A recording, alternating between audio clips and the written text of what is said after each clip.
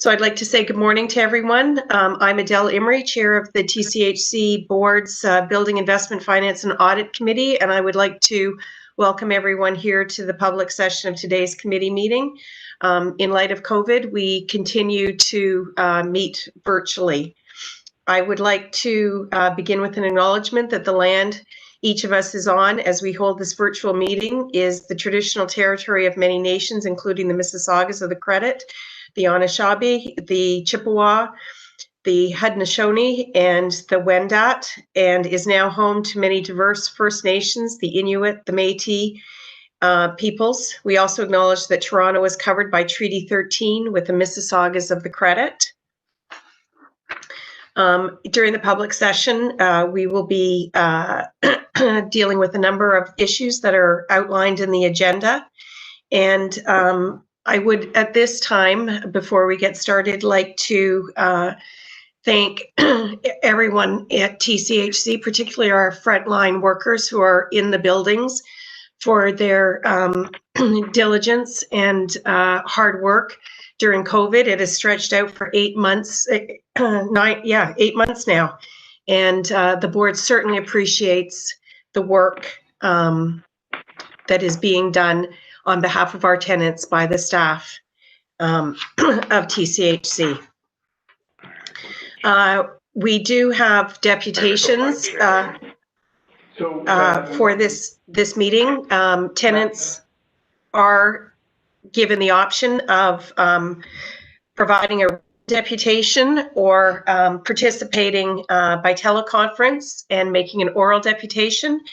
We did not have any requests for oral deputations, but we did receive 3 written deputations that have been distributed to the members of the committee in advance of this meeting.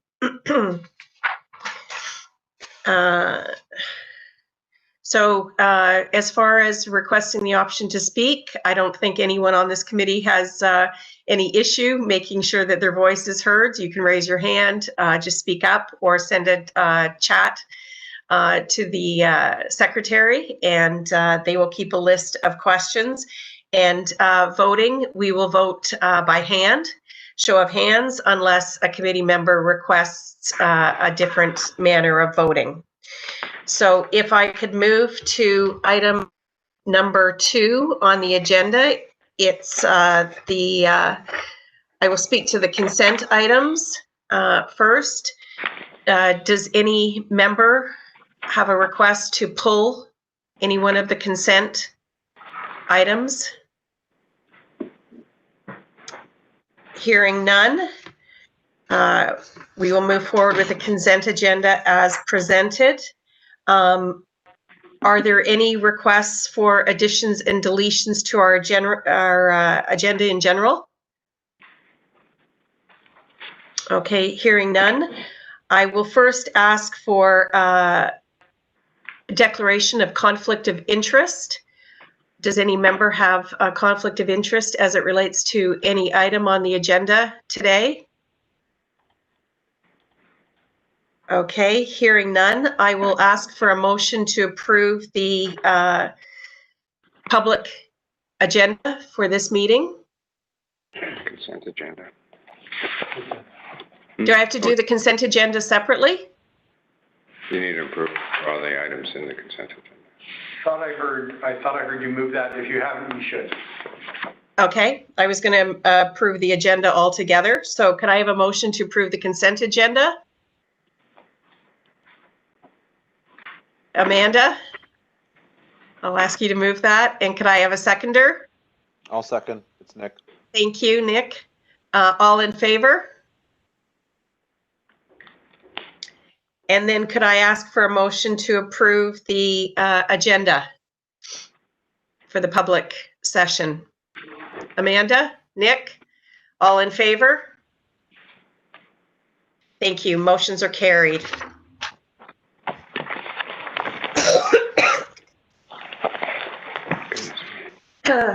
We will move to item number 3, which is the business arriving from the public meeting minutes and the action items update.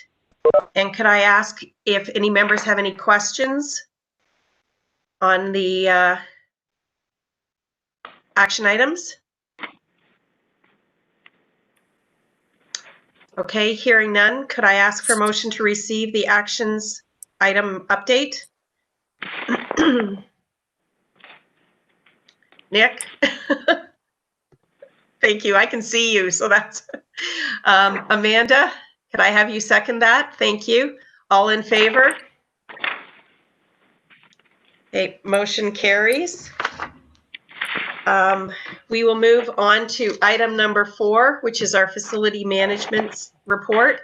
And I'm going to ask Alan Murray to speak to item number 4. Well, morning, everyone. All right, we do have a quick PowerPoint just to go through these items. So you can move on to slide number 1, please. So the first item we have is for a change order for constructor services for a recladding project that we have underway at our Jane Falstaff property. It's a change order for up to $60,000, recommending for an additional 25 weeks for constructor services at this project. It's a result of extension in timeline of the project, and it's due to 2 main issues. One is, you may remember we have to change how we do EPIS installation as required by Toronto Fire Services, so that has added time to the project. And also we had some delays regarding COVID because we suspended in-suite work. So that's resulted in requiring the constructor services for an additional length of time. The rates for constructor services were obtained as part of the original public tender. So they're a negotiated rate.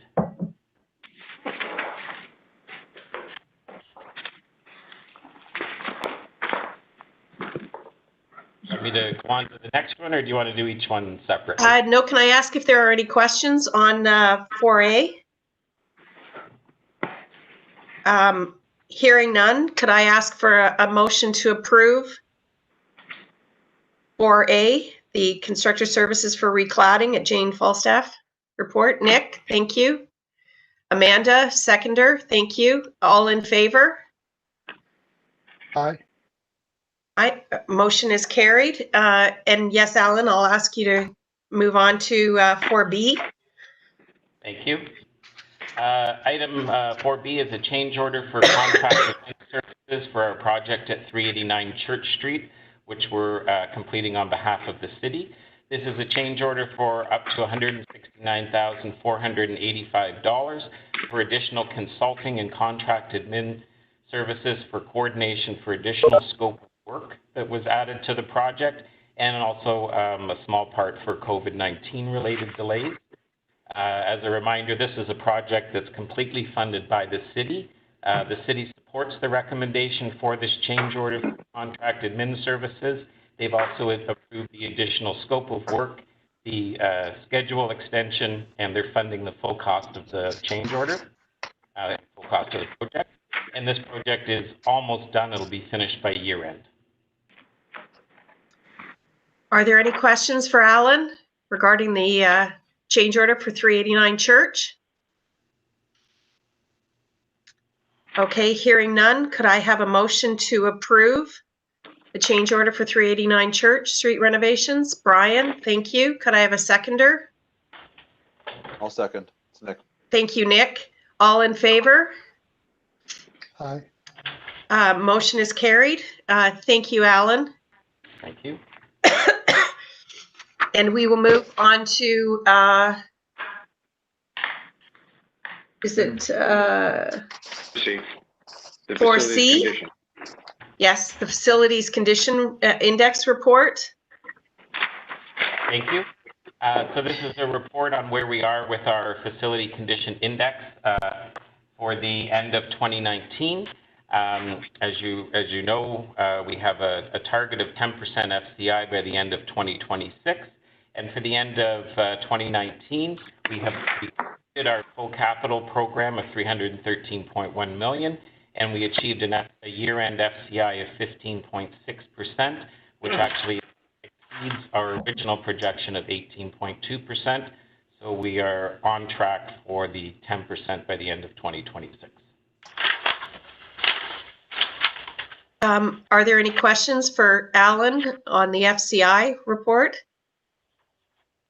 Maybe just a quick note, like that's a substantial outperformance when you consider the percentage change from 18.2 is like 15% better. So congratulations to the team. That's substantial.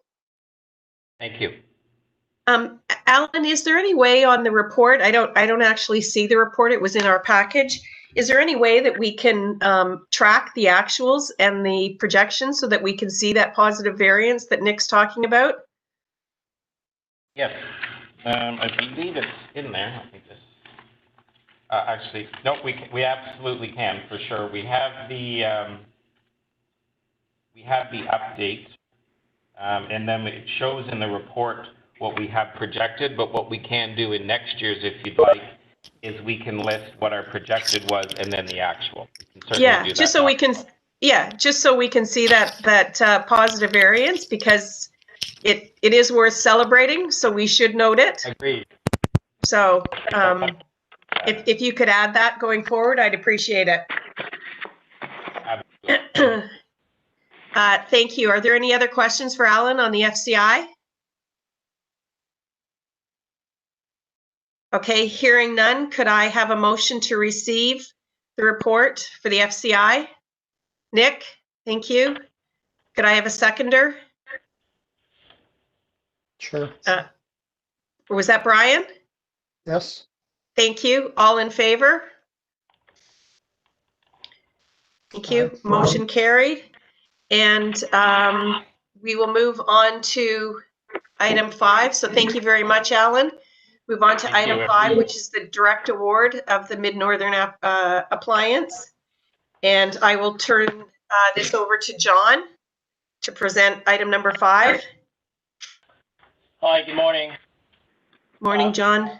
Morning. So item 5 is a direct award to the Brick Warehouse LP, doing business as Mid-Northern Appliance, effectively to provide and install appliances to one half of our portfolio. It's for a 6-month term in the amount of $950,000. And for the committee members, we do have an existing appliance program. However, we've noticed over the last couple of months that the incumbent vendor has had challenges in fulfilling their delivery commitments to our tenants. In some cases, there's been tenants that's been waiting over 31 days for particular appliances to arrive. So we've had dialogue with the vendor the last couple of months. We thought after that the best way to mitigate this risk is to add a second vendor for the remaining 6 months of the contract. And effectively by doing it, we feel confident that we will be able to address some of the backlog associated with the delays we're facing now.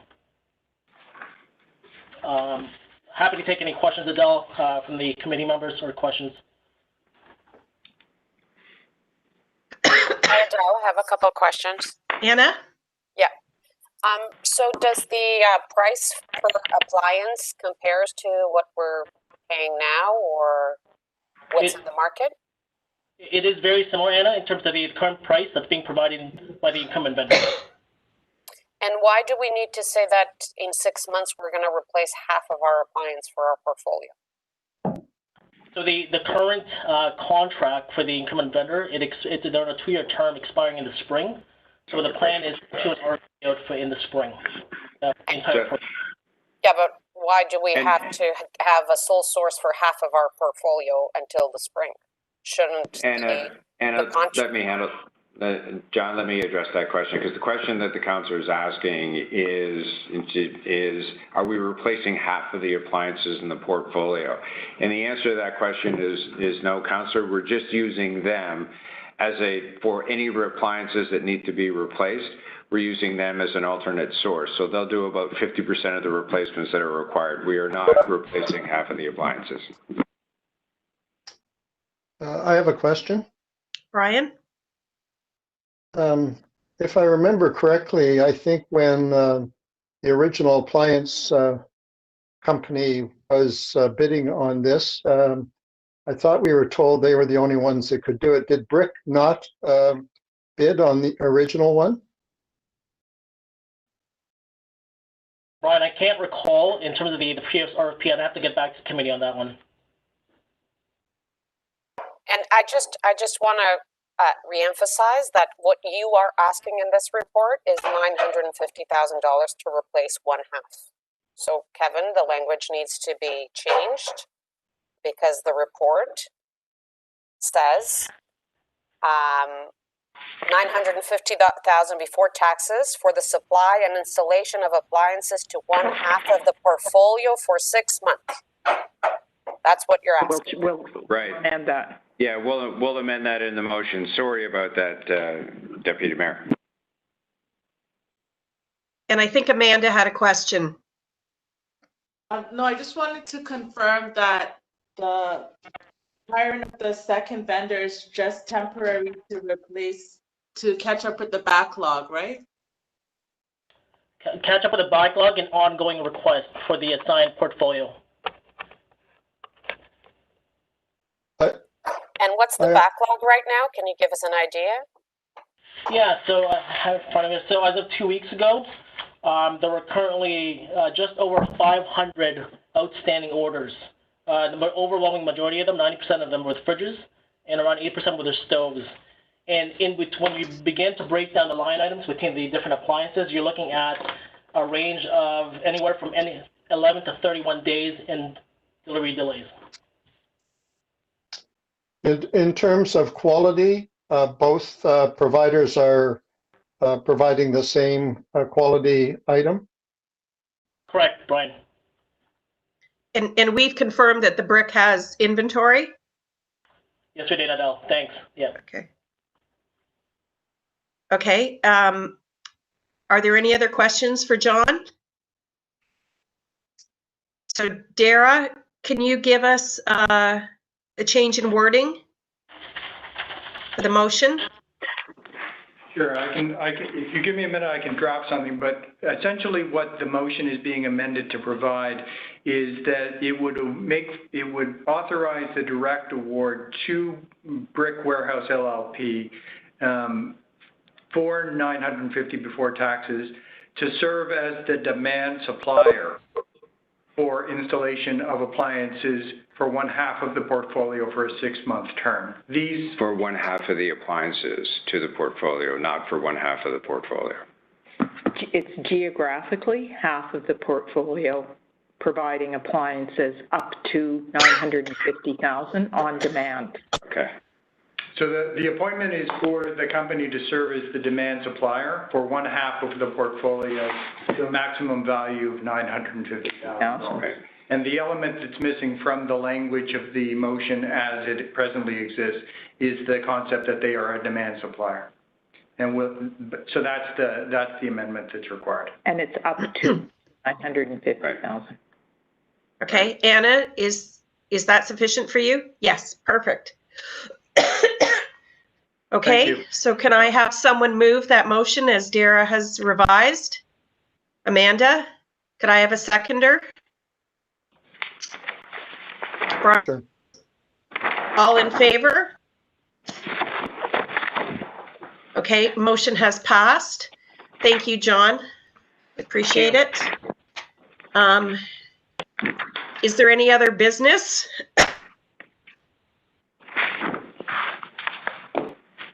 Adele, can I just ask that Yes. 6 months go by very fast, so I'm assuming that we're going to put the RFP out on the street very soon so that by April we don't have to extend any contracts, right? That's correct. That we're ready to go. Okay. That's correct. Okay, thank you, Sheila. Is there any other business?